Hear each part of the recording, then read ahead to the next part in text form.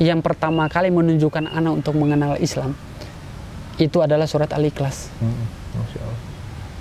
Surat Al-Ikhlas itu yang sampai saat ini saya menjadikan landasan buat saya untuk dalam menjalani keyakinan saya yang sekarang Islam. Surat Al-Ikhlas. Bismillahirrahmanirrahim.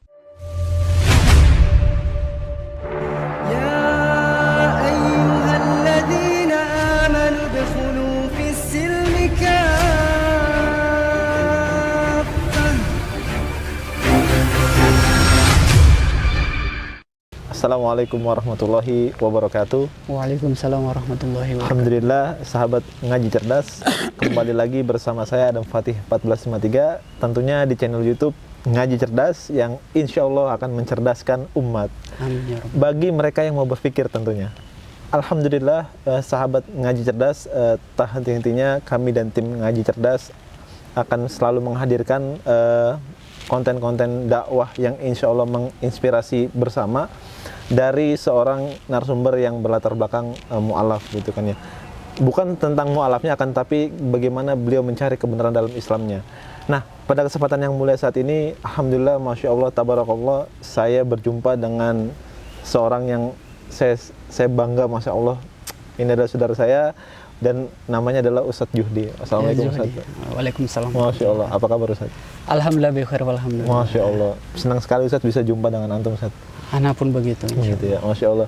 Dan Ustadz pun baru lulus ya kemarin ya? Alhamdulillah, baru tanggal 27 September kemarin di wisuda. Masya Allah. Udah lulus, udah tinggal mau melanjut ke jenjang mudah-mudahan LC. Insya Allah, bismillah. Taib.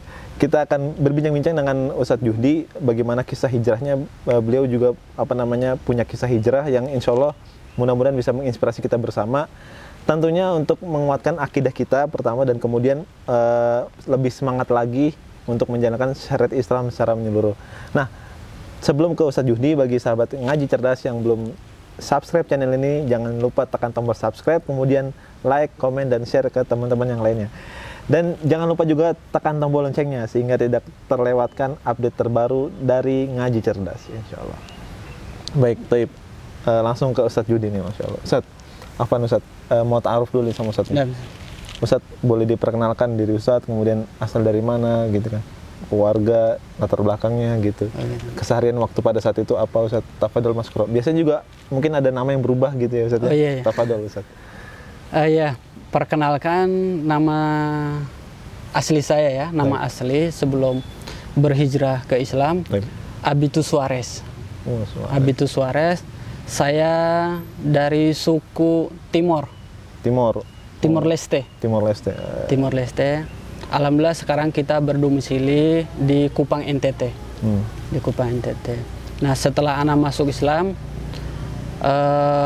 nama ana hijrah. Zuhdi Sidik. Masya Allah, Zuhdi Sidik. Alhamdulillah, beliau yang memberi nama anak Zuhdi Sidik ini adalah almarhum Pak Sunardi, Ketua Persis Jawa Timur. Beliau yang mensyahadatkan anak ketika menuntun anak untuk mengucapkan 2 kalimat syahadat ke dalam Islam. Masya Allah. Gitu. Anak keberapa dari berapa bersaudara Ustaz? Anak ketiga dari yang masih hidup, itu kita laki-laki ada 8 dan akhwatnya 1. Gitu. Itu yang masih hidup. Sudah mualaf semua Ustaz? Alhamdulillah, dengan izin dari Allah Subhanahu Wa Taala, keluarga saya alhamdulillah semua sudah muslim. Masya Allah, tabarakallah. Masya Allah. Oke, Taib. Satu keluarga udah muslim semua Ustaz? Alhamdulillah, kita satu rumah semuanya sudah muslim dengan izin Allah. Oke. Kalau boleh tahu agama sebelumnya Ustaz? Kita agama sebelumnya adalah Kristen Katolik. Bisa disebutkan atau mungkin pengalaman Ustaz atau aktif atau enggak di agama Katolik pada saat itu Ustaz? Ya, kalau dibilang kita aktif, alhamdulillah kita aktif. Tetapi ya mungkin dengan perjalanannya waktu, kalau saya bisa mengartikan bahwa agama saya sebelumnya itu adalah agama turunan. Gitu. Terus bagaimana dengan agama keyakinan saya yang sekarang? Ini adalah keyakinan pilihan. Masya Allah. Gitu, pilihan saya. Jadi ibaratnya ketika ini adalah agama turunan dari nenek moyang orang tua saya, tetapi ketika di sini seiring dengan berjalannya waktu, kita mencari yang mana yang benar. Oh iya benar. Akhirnya dalam perjalanan saya ini mungkin dengan hidayah dari Allah Subhanahu wa taala, akhirnya Allah menunjukkan jalannya ke saya, yaitu dengan agama yang sekarang, agama pilihan saya, yaitu agama Islam. Bagaimana ceritanya Ustadz hijrahnya, kisah dari Kristen Katolik sehingga menjadi seorang Muslim? Nah, bagaimana? Tafadhol Ustadz. Beberapa tahun ke belakang itu saya sempat belajar. Sebelumnya saya sudah sempat masuk agama Islam. Tetapi dalam perjalanan saya dalam Islam ini, ya mungkin karena hidayah Allah ini belum masuk, belum ada. Akhirnya saya terus mempelajari agama Islam. Di balik saya sudah mengucapkan 2 kalimat syahadat ini, saya sering bolak-balik ke gereja. Oh, berarti masih belum serius itu pada belum saat itu? serius. Jadi ibaratnya ketika hari Minggu saya ke gereja. Baik. Ketika sebaliknya ketika hari misa, hari Natal saya ikut kembali ke agama saya sebelumnya. Tetapi seiring dengan berjalannya waktu, ketika saya sudah bisa membaca Al-Quran dan saya pertama kali menghafal surat Al-Ikhlas. Nah, dari surat inilah saya belajar bagaimana sih konsep ketuhanan dalam Islam itu. Dan ternyata ketika saya mempelajari surat Al-Ikhlas, dari sinilah saya melalui surat Al-Ikhlas inilah saya Bismillah. Saya sekarang ingin menjadi seorang Muslim yang benar. Jadi tidak setengah-setengah lagi. Alhamdulillah lewat surat inilah saya memeluk Islam dengan sepenuhnya, gitu sampai saat ini. Masya Allah. Gitu. Jadi dari surat Al-Ikhlas inilah, anak pribadi mengartikan surat Al-Ikhlas itu sendiri adalah logika. Logika. Karena apa? Ketika kita berbicara mengenai konsep ketuhanan, surat Al-Ikhlas sudah jelas.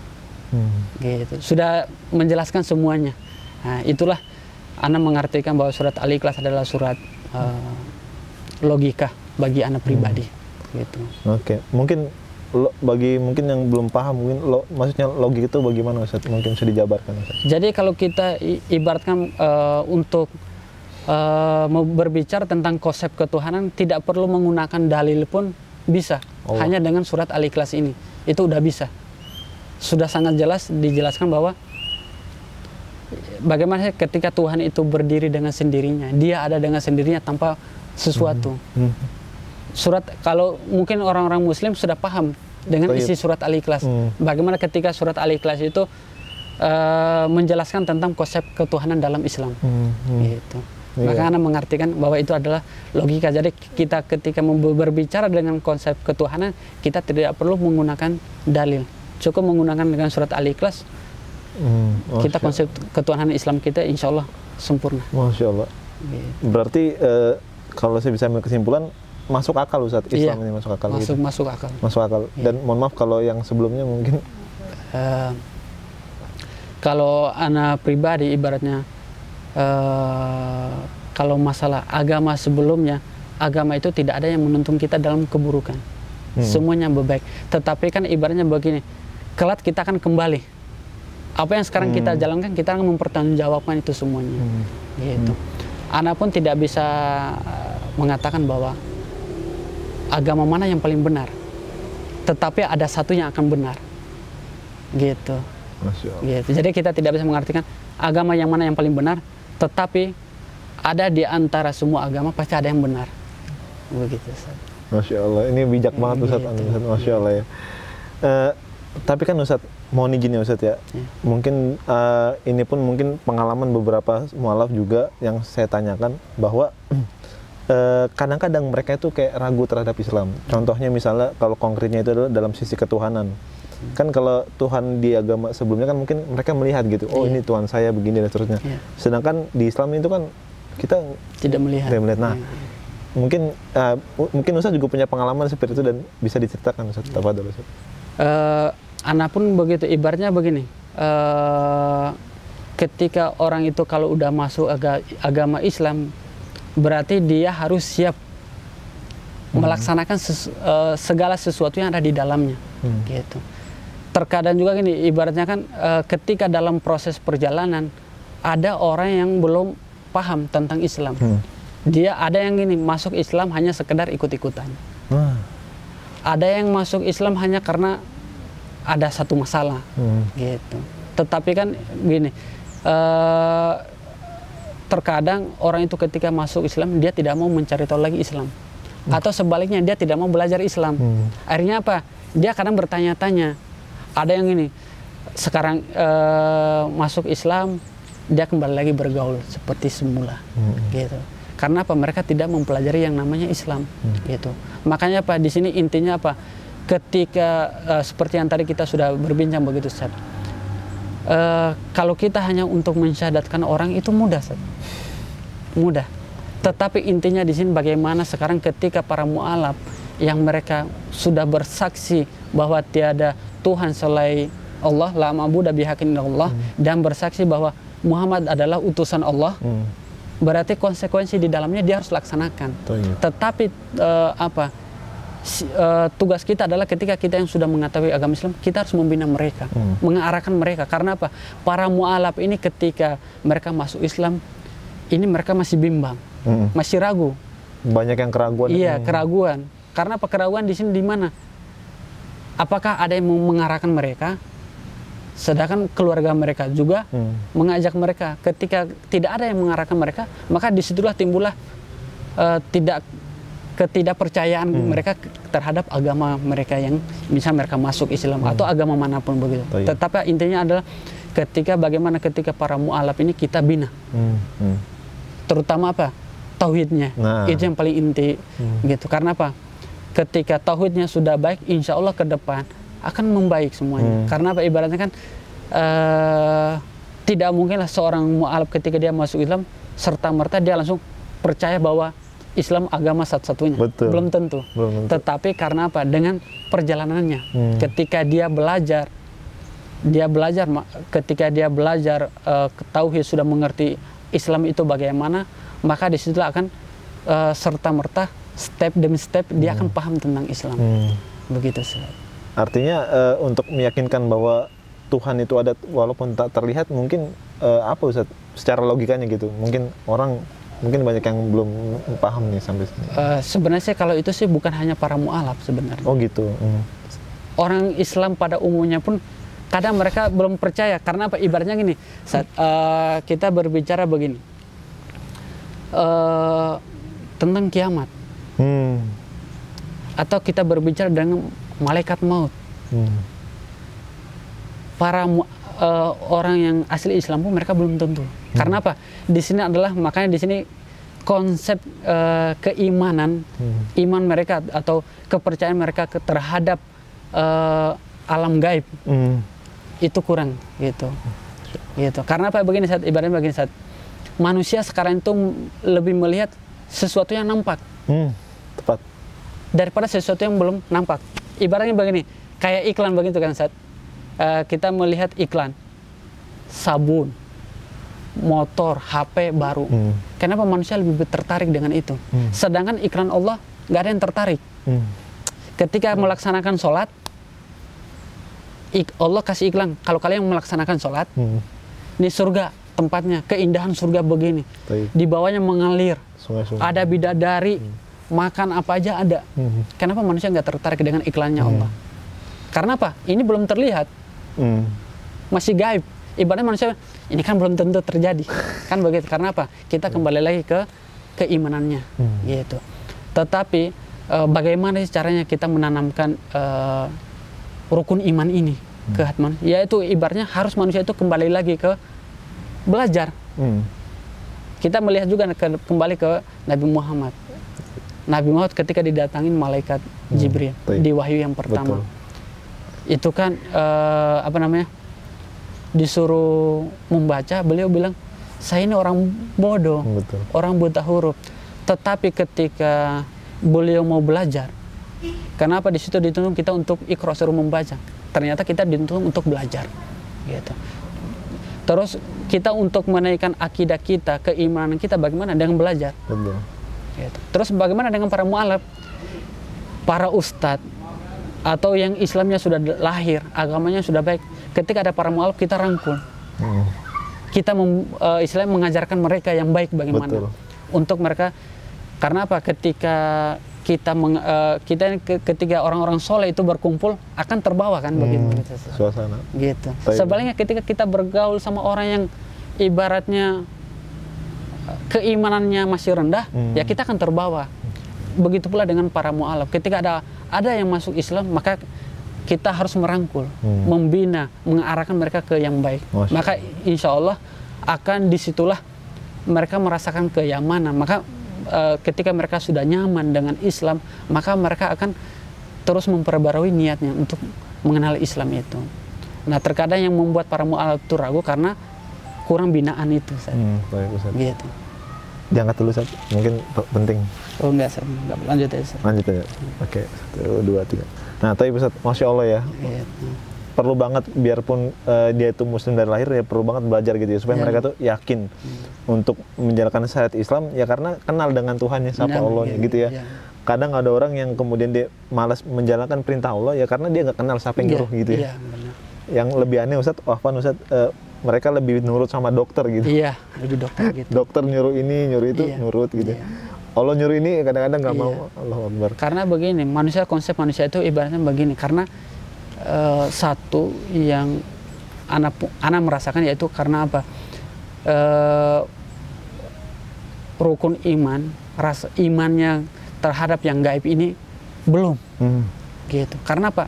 Konsep manusia sekarang adalah kita menjalani apa yang ada. Apa yang terlihat dengan mata. Gitu. Karena apa? Ibaratnya ini, sesuatu yang belum terlihat, sesuatu yang gaib, ibaratnya sekarang kan belum tentu terjadi. Gitu. Maka manusia sekarang itu hanya melaksanakan, ini enak laksanakan, ini yang enak dilaksanakan, tanpa mereka memikirkan bahwa apa yang kita laksanakan ini masih dalam pengawasan begitu. Gitu. Baik, Ustaz. Ke pertanyaan selanjutnya, Ustaz. Mungkin Ustaz bisa ceritakan apa pengalaman Ustaz paling sulit pada saat menjadi seorang mu'alaf, terkhusus apalagi Ustaz kan dibesarkan di NTT ya, atau di Timor ya, tadi Ustaz sempat bilang. Nah, mungkin kan di kultur di sana kan mayoritas Kristen ya Ustaz ya. Nah, bagaimana Ustaz bisa menghadapi di sana dan kemudian apa kesulitannya pada saat itu Ustaz? Tafadhol. Sebenarnya begini, kalau untuk daerah NTT ya kita mayoritas adalah non-muslim. Mayoritas Ustaz. Mayoritas. Jadi Islam itu minoritas. Nah, tetapi alhamdulillahnya untuk daerah NTT ini toleransinya sangat baik. Oh, Masya Allah. Ya, toleransinya baik. Tetapi ternyata di sini kita ibaratnya kembalikan lagi ke diri kita pribadi. Ketika misalkan sebelum keluarga saya masuk Islam pun kita alhamdulillah kita damai dengan keluarga yang satu rumah atau dengan tetangga. Alhamdulillah kita baik. Ternyata di sini bagaimana etika kita aja, adab kita. Ketika kita menghargai orang, kita tidak menjelekkan agama orang, keyakinan orang, insya Allah orang pun akan menghargai kita. Betul. Jadi ternyata tergantung bagaimana kitanya aja di lapangan. Ketika kita sama siapa saja, kita tidak membeda-bedakan, kita saling ibaratnya kita saling menghargai. Gitu. Ketika mereka melaksanakan sesembahan mereka, silakan. Kita menghargai mereka. Sebaliknya ketika kita pun mau mengerjakan keyakinan kita, mereka pun mempersilahkan karena kita ibaratnya saling menghargai dalam. Tetapi ibaratnya hal yang dulu pernah saya merasakan, ibaratnya sempat bahasanya itu sempat diinterogasi. Oh, taib. Selama dua hari 2 malam diinterogasi hanya karena ibaratnya saya kalau bahasanya atribut Islamnya. Karena sekarang lagi belajar memanjangkan jenggot, terus celananya cingkrang, itu sempat itu di tahun kemarin di bulan suci Ramadan kemarin. Itu anak sempat dituduh teroris. Ya Allah. gitu. Ganteng-ganteng begini dituduh teroris. Iya, sebab dituduh teroris itu langsung dari intelijen. Allah. Gitu. Tetapi ya, anak pun sebaliknya, ketika kita serahkan semuanya ke Allah, insya Allah kita Allah pula yang tolong. Dan juga kan ketika anak pun ketika di saat itu memang medan anak ketika anak lagi ibaratnya menyampaikan amanah gitu. Ya, tetapi intinya dalam perjalanan tiba-tiba anak dipanggil, ditangkap, diinterogasi bahwa anak teroris begini-begini ibaratnya. Tetapi alhamdulillah anak belajar dari sini, dari kisah anak ketika diinterogasi ini, ternyata inilah ujian gitu. Selama ini anak hanya mendengar, wah nanti ada kalau orang yang berdakwah itu bakalan begini-begini, itu hanya sekedar mendengar. Tetapi alhamdulillah anak sendiri udah merasakan, dan alhamdulillah dari sini anak bilang, pada saat itu pula anak juga berani, anak akan tetap dengan atribut Islam saya yang sekarang, dengan jenggot saya, celana gantung saya, bismillah saya akan berjalan dengan itu. Ibaratnya sekarang bagaimana sih kita menghadapi orang yang saudara-saudara kita non muslim, kita saling menghargai. Itu aja. Tapi, kita saling menghargai, itu intinya di situ. Masya Allah. Saling menghargai, tapi juga mungkin nggak boleh terlalu kelewatan. Kadang-kadang ada yang mungkin sampai dia tuh larut tuh saat. Iya. Toleransinya kebablasan. Iya. Ibaratnya gini, toleransi di sini kita dalam agama kita pun udah diatur. Toleransi bagaimana? Ibaratnya kalau toleransi hanya dalam muamalah, silakan kita bebas. Betul. Ketika saudara-saudara kita ibaratnya kita jangan sampai toleransinya dalam hal keyakinan. Akidah, tauhid, itu yang nggak boleh. Ibarat begitu. Kalau kita hanya sekedar menghargai, ada yang mau seperti keluarga saya ini kan masih non. Ketika mereka hari Natal mereka datang, peluk saya, cium saya. Ya mereka keluarga saya peluk dan saya mencium mereka. Itu adalah bentuk kekeluargaan kami. Tetapi kalau untuk masalah pengakuan, ya saya sudah Muslim. Saya sudah Muslim. Ketika mereka beribadah, silakan. Kalian beribadah. Gitu. Butuh apa? Kalau anak punya, ya anak akan bantu. Oh gitu. Gitu. Tetapi kalau ibaratnya gini, Nabi Muhammad pun udah bagaimana sih ketika Nabi Muhammad diajak untuk menyembah agama mereka kan? Betul. Begitu. Tetapi beliau bilang begini di akhir suratnya itu, lakum dinukum waliyadin. Silakan kalian kalau mau beribadah, silakan, itu agama kalian. Saya punya agama. Saya pun melaksanakan sesuai dengan tuntunan agama saya. Begitu. Masya Allah, tabarakallah. Iya, jadi toleransinya nggak boleh kebablasan. Toleransi ya sekedar sisi kemanusiaan aja, sosial aja. Sosial, muamalah itu silakan. Ya, itu silakan. Tapi kalau udah ke akidah, nah ini bukan toleransi lagi. Bukan toleransi lagi gitu. Gitu. Kalau masih ada yang keikut-ikutan terus larut dalam situ, itu bukan toleransi, tapi namanya telur asin ya. Iya. Baik Ustaz. Tadi kan sempat cerita satu keluarga sudah menjadi Muslim sekarang. Iya. Itu bagaimana Ustaz ceritanya? Alhamdulillah keluarga anak kan alhamdulillah udah Muslim semuanya. Taib. Iya, sebenarnya bukan di tempat anak ini Ustaz. Alhamdulillah di lingkungan kami ini ya lingkungannya non Muslim, dan juga anak-anak muda di sana itu Ustaz. Kalau bahasa kita itu moke. Apa moke itu? Minum. Oh, taib. Minum itu udah jadi satu kebiasaan. Begitu. Nah, terus bagaimana bisa keluarga saya itu masuk? Saya membuktikan bahwa agama yang sekarang saya anut adalah agama yang benar. Di mana kami di sini di Islam itu kami dituntun dari hal yang kecil sampai hal yang besar, semuanya kami dikritik, diarahkan untuk lebih baik. Nah, mungkin dengan lihat perubahan, bukan perubahan anak sih, tetapi perubahan dari anak atau sebagian adik-adik saya. Anak pun di sana, Sat. Jadi anak kalau pulang kampung ini, Sat, jarang bergaul dengan anak muda, Sat. Masya Allah. Hanya duduk aja diam di rumah, Sat. Jadi kalau misalkan kalau bahasa kami itu topah. Jadi kalau orang tua mau ke kebun, saya ikut ke kebun. Lebih banyak habiskan waktu untuk berbicara dengan anak-anak orang tua, berkumpul dengan orang tua. Dan juga jarang bergaul dengan anak-anak muda, jalan-jalan atau minum itu enggak. Tetapi alhamdulillah mungkin karena dengan apa ya, orang tua melihat kita yang perubahannya yang sekarang lebih baik daripada yang sebelumnya, dan juga ibaratnya kita lebih dewasa. Alhamdulillah ketika saya setelah masuknya saya dengan ke Islam, jadi bagi saya ketika saya masuk Islam sampai hari ini saya mandiri Oh, Masya Allah. Mungkin karena itu apa, dengan saya masuknya Islam, Allah memudahkan saya semuanya itu. Dan saya pun selalu apa, berdoa kepada Allah, wahai Allah, jika agama ini yang benar, jika engkau zat yang pantas untuk disembah, yang zat yang memenuhi janji, tolong berikanlah petunjukmu kepada kedua orang tuaku. Gitu. Alhamdulillah dengan ketika kami ketika di sana toleransi kami baik, kami pun memperlihatkan bahwa inilah Islam, Islam yang benar. Alhamdulillah dengan situlah mungkin Allah memberikan hidayah ke orang tua, akhirnya orang tua pun memantapkan niatnya untuk masuk Islam. Begitu.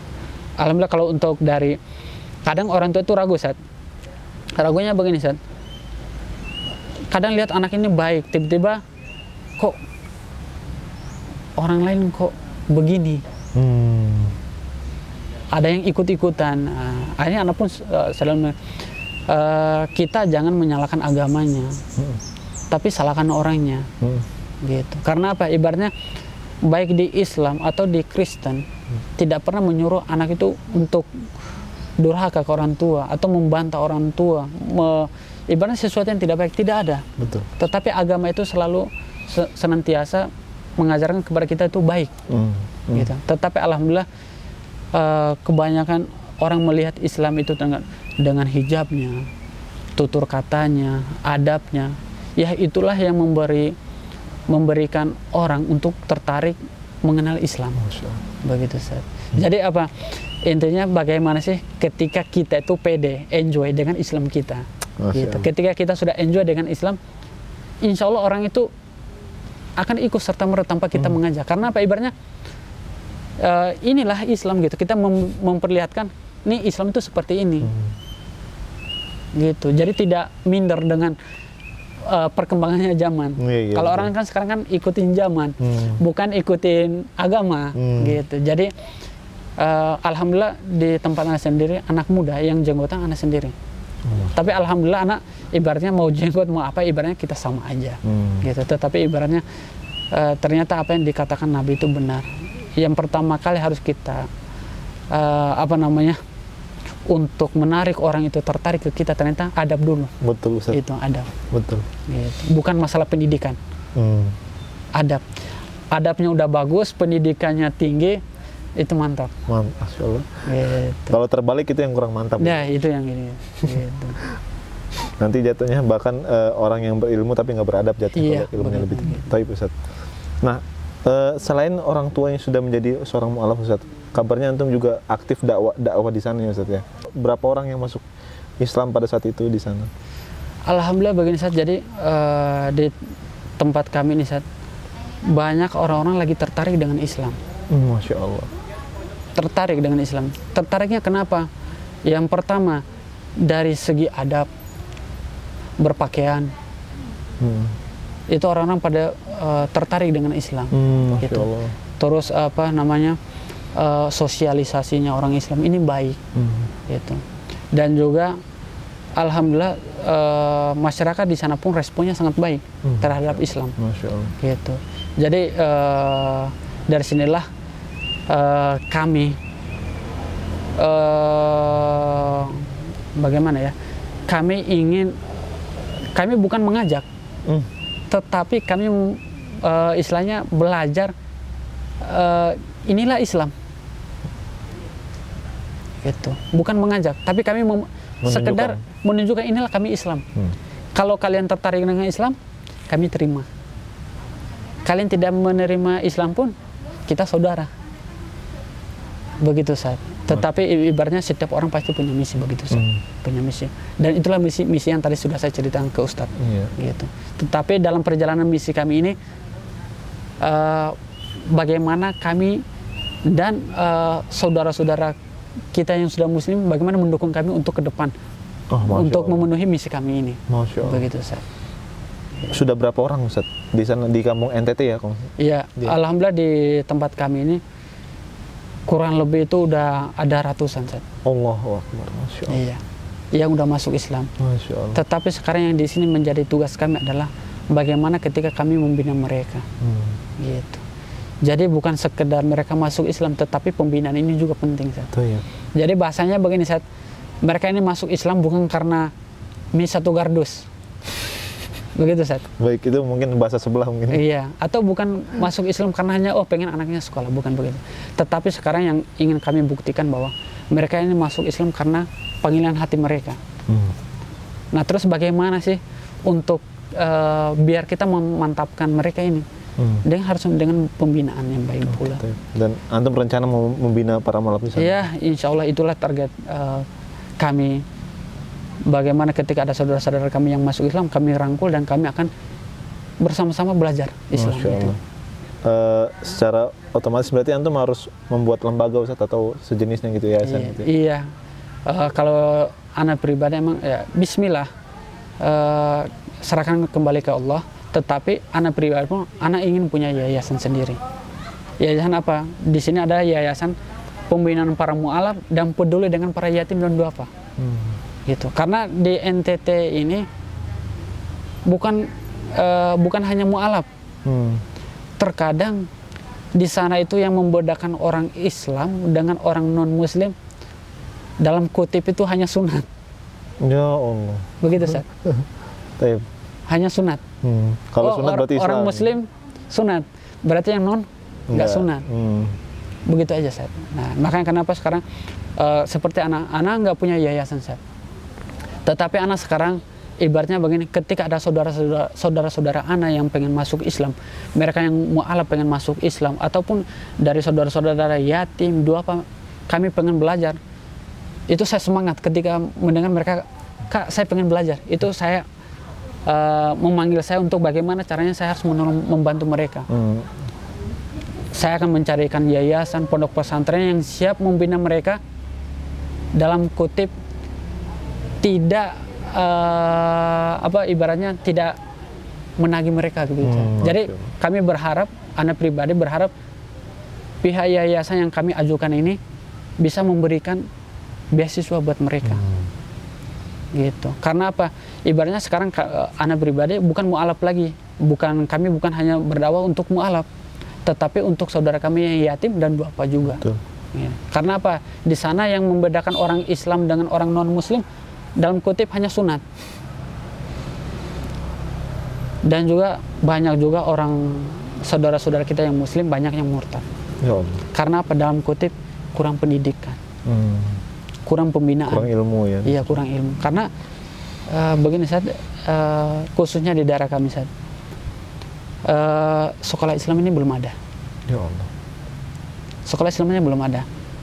Jadi kadang sangat miris kalau ketika ada mualaf masuk Islam hanya sekedar disadatkan, tetapi yang sekarang adalah pembinaannya itu Ustaz. Gitu. Makanya anak sendiri, anak serahkan ke Allah. Kalau Allah lebih tahu yang mana yang baik buat anak. Kalau Allah misalkan kata Allah, Johdi, nih ada yayasan buat kamu membina, Bismillah. Tapi kata Allah, kamu belum pantas. Ya anak sekarang hanya berjalan cari yayasan yang mana yang siap bekerja sama dengan anak untuk membina para mualaf, yatim dan duafa di NTT. Gitu. Masya Allah. Artinya mungkin bagi para sahabat ngaji jelas pun bisa mungkin support ya Ustaz ya. Iya. Ya, dengan nanti silakan hubungi Ustadz aja gitu ya. Ya, insya Allah. Hubungin, biasanya Ustadz ini memang banyak sekali memualafkan orang di sana ya Ustadz ya. Banyak yang mualaf dan banyak juga yang laporan ke Ustadz, dan Ustadz merekomendasikan ke yayasan. Iya, ke beberapa yayasan di Pulau Jawa. Adapun juga di Jabodetabek. Alhamdulillah kayak 2 minggu yang lalu itu ada adik kita yang dari NTT yang masuk Islam. Masuk Islam karena anak nggak punya yayasan begitu kan Ustaz. Akhirnya anak galang dana ke beberapa donatur atau kita kerjasama dengan beberapa yayasan, salah satunya MCI atau dengan beberapa yayasan yang lain yang mereka membantu membiayai perjalanan mereka dari NTT ke NTT. Dan alhamdulillah ada juga beberapa kaum muslimin yang dermawan yang alhamdulillah bilang, udah Ustadz biar ada yang ngasih uang jajan buat mereka. Itu alhamdulillah buat saya alhamdulillah udah bahagia, walaupun saya nggak punya yayasan. Ketika adik-adik kami diterima dengan baik, ada yang siap membiayai mereka sekolah sampai kuliah sampai pendidikan, itu udah cukup membuat saya bahagia. Walaupun saya nggak punya yayasan begitu. Itu aja ketika ada pondok salah satu yayasan udah terima adik-adik kami ini, saya udah bersyukur. Masya Allah. Begitu aja. Kalau saya sih ibaratnya nggak punya yayasan, bukan jadi satu hal sih untuk dalam berdakwah. Tetapi ketika ada yayasan menerima mereka, itu saya tafadhol silakan membina. Yang penting membina adik-adik saya harus jadi. Gitu. Masya Allah. Dan juga anak ketika mengantarkan adik saya ke beberapa yayasan, ada perjanjian juga. Ketika dalam jangka kurun waktu sekian anak ini belum ada perubahan, maka anak akan keluarkan. Anak akan cari lagi ke tempat yang lain. Karena apa? Mereka ini adalah aset kami. Para mu'alaf, aset kami dalam apa? Ketika dia gagal, keluarga dia gagal. Karena begini, ketika keluarga dia udah menyerahkan dia masuk Islam, berarti ini aset yang berharga. Harus dijaga, harus dibina. Ketika dia sudah dibina dengan baik, aset ini yang akan mengajak keluarganya, bukan saya lagi. Masya Allah. Begitu, Ustaz. Masya Allah.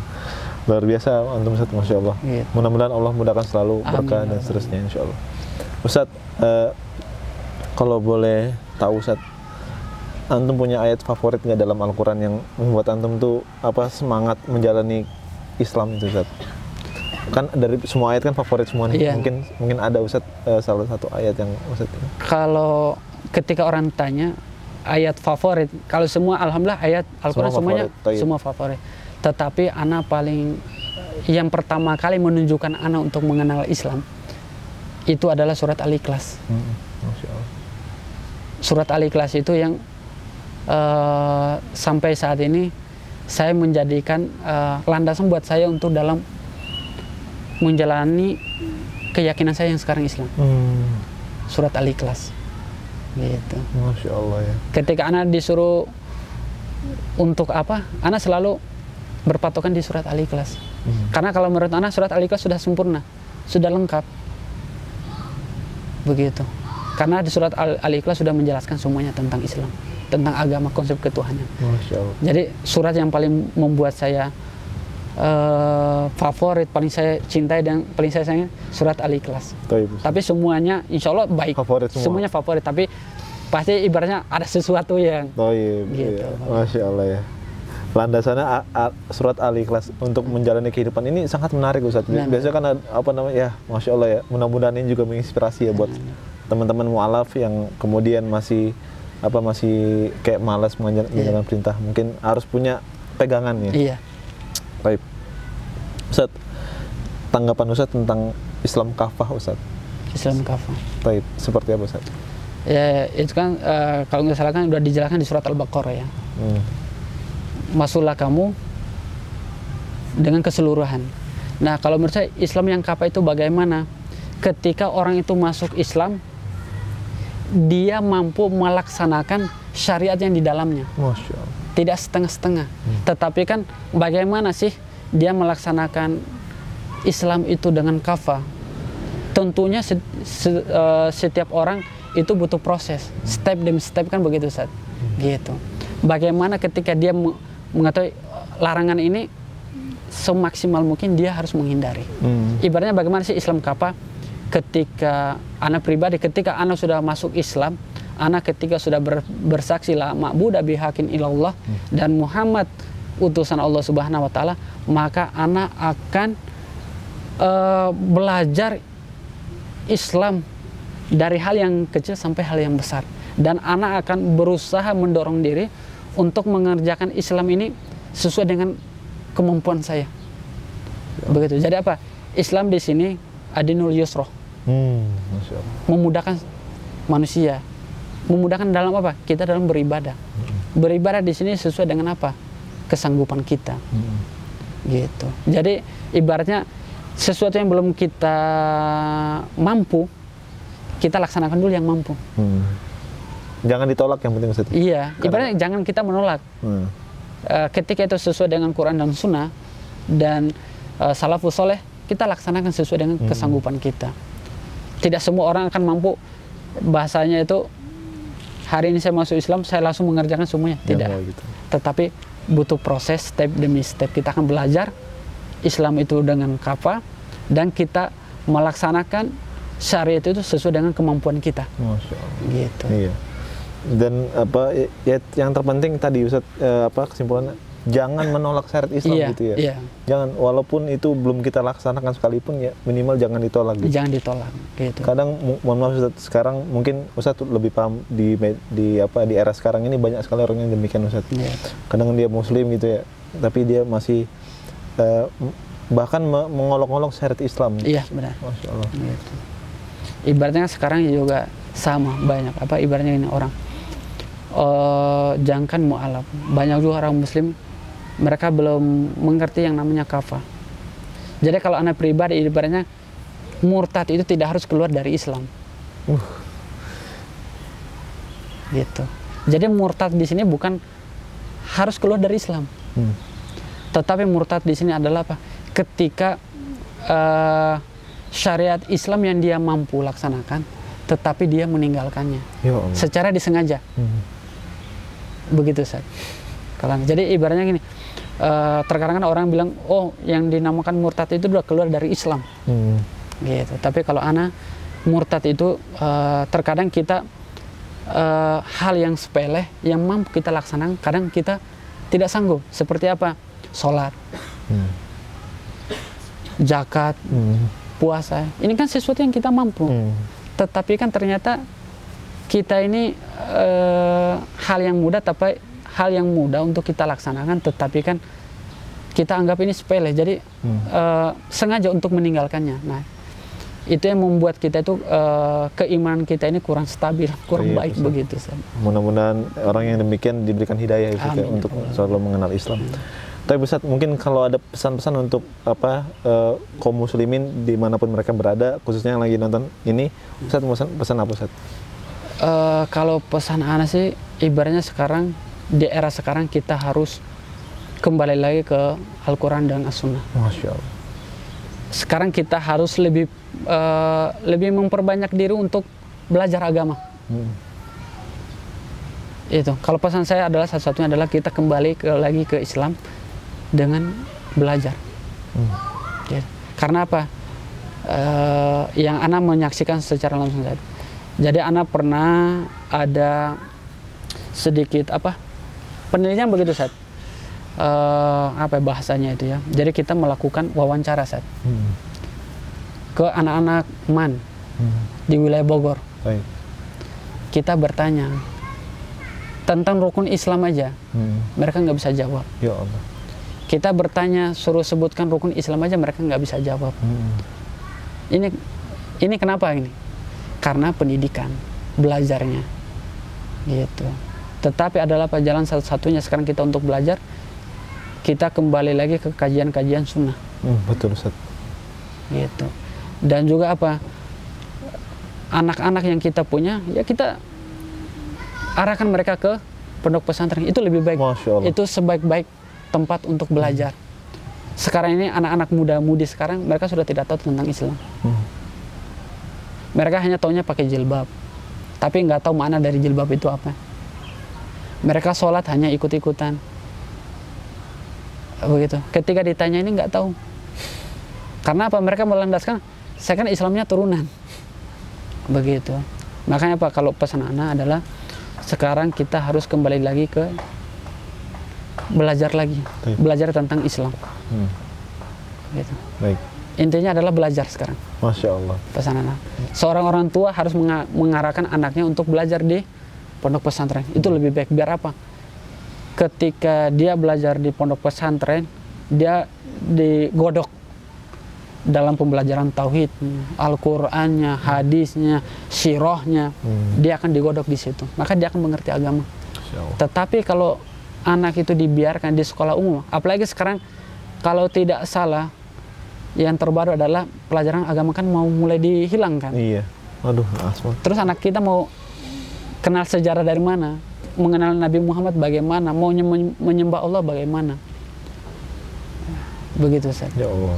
Jadi pesan saya hanya satu, belajar lagi agama. Masya Allah. Jangan merasa puas Ustaz ya. Iya. Karena ilmu Islam itu banyak sekali. Oke, taib. Kalau untuk mualaf sendiri Ustaz, bagaimana pesan Ustaz? Kalau mungkin untuk para mualaf nih. Kalau pesan saya ke para mualaf, harus tetap semangat. Nah, ini penting banget. Itu. Semangat dan laksanakan syariat agama sesuai dengan kemampuan kita. Tetap semangat walaupun di dalam keluarganya masih non. Harus pede, enjoy. Masya Allah. Pede. Jadi kadang itu orang itu nggak pede dengan Islamnya. Kalau Islam ini nanti, aduh nggak bisa bergaul, nggak bisa gaul, tidak bisa. Enjoy, santai. Inilah kami Islam. Memperlihatkan Islam itu kepada semua orang. Gitu. Jangan malu dengan Islamnya. Baik. Dan yang paling penting adalah apa? Ketika sudah mengucapkan 2 kalimat syahadat, harus belajar lagi. Iya. Kalau ketika sudah mengucapkan 2 kalimat syahadat, kalau tidak belajar lagi, Balik lagi ntar. balik lagi sama aja. Gitu. Baik. Karena ibaratnya ketika dia udah masuk Islam, dia sudah bersih. Udah bersih. Tidak ada kotoran. Masya Allah. Tetapi kalau dia tidak belajar, yang bersih ini akan banyak noda. Begitu. Jadi untuk para mualaf, jangan berkecil hati, harus tetap semangat. Untuk yang ditanamkan adalah, yang paling penting adalah giroh untuk belajar Islamnya. Masya Allah. Semangatnya Ustaz. Iya, semangat. Jadi saya masuk Islam itu kenapa? Itu. Betul. Masya Allah. Gitu. Apa yang membuat mereka ini tertarik ke Islam nih? Itu harus dicari tahu. Kalau ketika, bagaimana cara untuk mencari tahunya, Ustaz? Dengan belajar. Gitu. Belajar dan bergaul dengan orang-orang soleh. Itu. Gitu. Karena apa? Kalau ketika kita udah bergaul dengan orang-orang yang soleh, kita akan terbawa. Begitu, Ustaz. Baik. Kalau saya hanya begitu. Taib. Ustaz, syukran Ustaz. Masya Allah. Mungkin tadi pesan-pesannya diingat ya, di notif untuk sahabat ngaji cerdas, bahwa kita harus banyak belajar, baik yang muslim ataupun yang mualaf harus tetap belajar. Dan apa namanya, jadikan apa, mempelajari Islam itu adalah semangat gitu, jangan sampai kendor gitu. Ya, mudah-mudahan dari apa namanya, penyampaian atau kisahnya Ustaz Juhdi ini bisa menginspirasi kita bersama. Tentunya untuk saya dan tim ngaji cerdas insyaallah. Ustaz, makasih banyak Ustaz atas waktunya dan tempatnya. Afwan wa iyakum. Anapun syukran jazakallah sudah Masya Allah. bersilaturahmi ini. Alhamdulillah Ustaz. Mudah-mudahan berkah selalu hidup Ustaz. Insyaallah. Dan mudah-mudahan saya doakan Ustaz bisa sampai LC di Madinah insyaallah. Insyaallah. Dan membuat yayasan lembaga mualaf di NTT pertama kali yang memualaf 1000 orang, satu kabupaten ya. Masya Allah. Baik, mungkin itu sahabat ngaji cerdas yang bisa kita sampaikan pada kesempatan hari ini. Mohon maaf kalau ada kata-kata yang keliru. Kalau salah tentunya itu dari kami. Kalaupun yang benar itu datang dari Allah Subhanahu wa taala. Barakallahu fikum. Wassalamualaikum warahmatullahi wabarakatuh. Waalaikumsalam warahmatullahi wabarakatuh.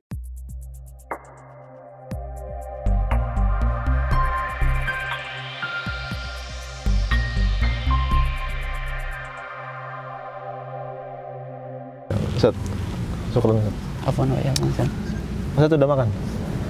Alhamdulillah udah. Kalau belum kita makan dulu. Nah, insyaallah.